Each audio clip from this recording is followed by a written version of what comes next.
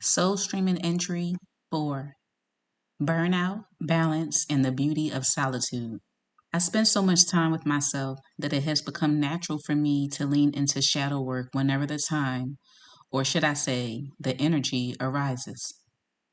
But being a 1-3 projector still comes with its challenges, especially if I'm not careful.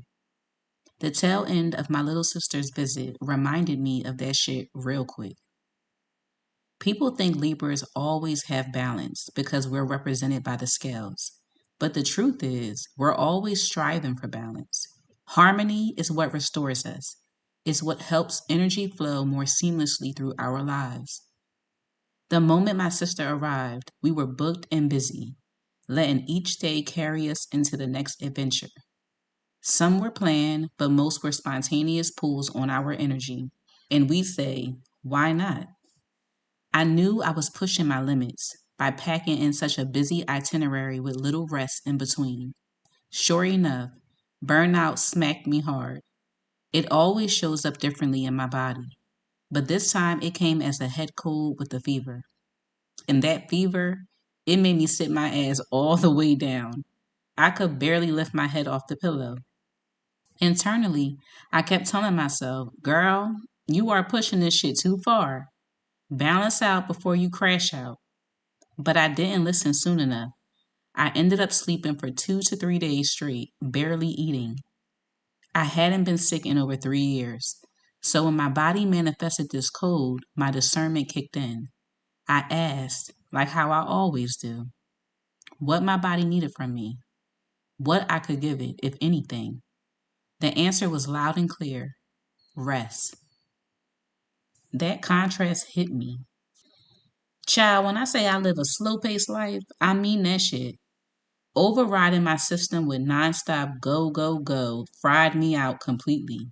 As a projector, it's crucial to protect and equalize my energy bank.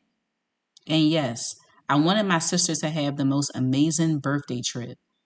It was our first one together abroad as adults.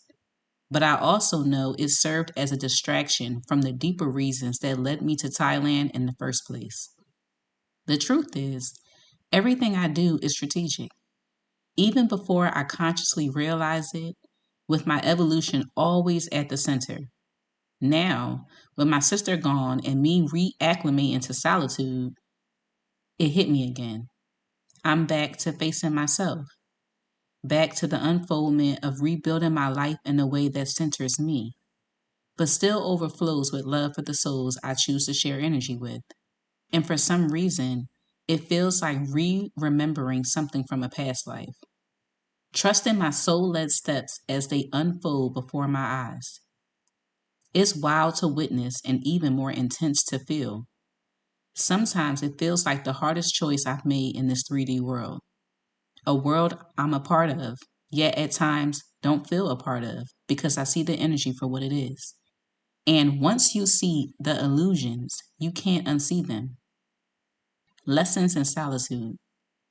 Thailand has gifted me solitude in a way that creates a blank canvas to breathe my purposes into. I used to believe that only the grand, earth shaking purposes mattered. I'm grateful I don't hold that belief anymore. Stillness and solitude have been some of my biggest teachers. They've shown me how to pause life and walk through the dimensions of my experiences, the intentions behind why I created them in the first place. When you're moving through reality while sharing space with others, you can absorb their energy, their beliefs, their ways, especially if there's even a seed of self doubt inside of you. But solitude teaches you to differentiate between your own voice and the voice of others. I've worked with moon cycles for years, but the cycles I've experienced in Thailand feel different, more potent, yet gentle. They've brought me deeper into myself, into this new voice of reason rising within me.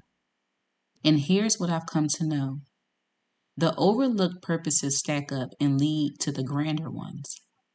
Neither is better. They're just steps on the same path. Out here, I see that my purposes right now are simple but sacred.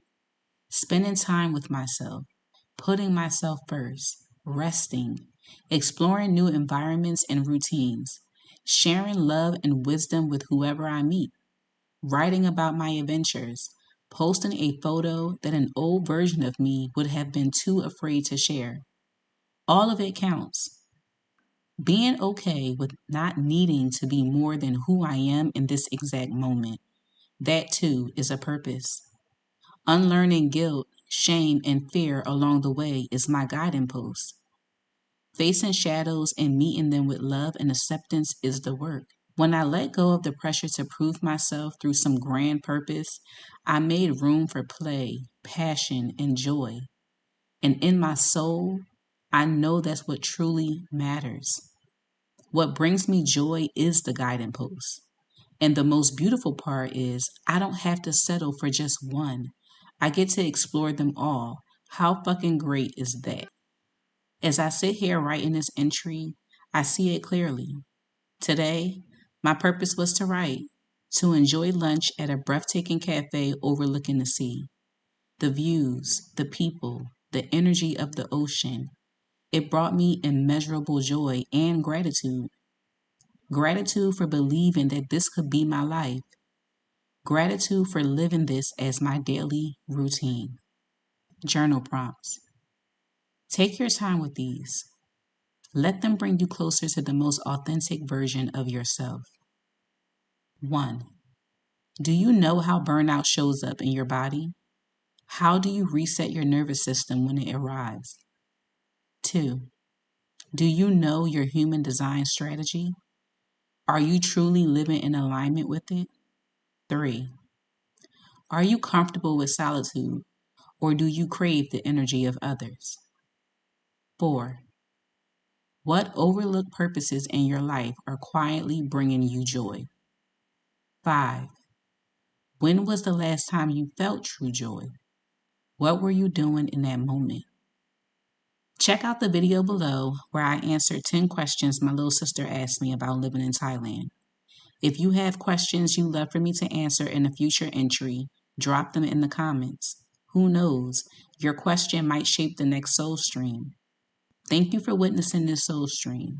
Replay it, reread it, return to it whenever you need to come home to yourself. Until next time, stay soft, stay true, and keep streaming your soul your way. Love, Sim.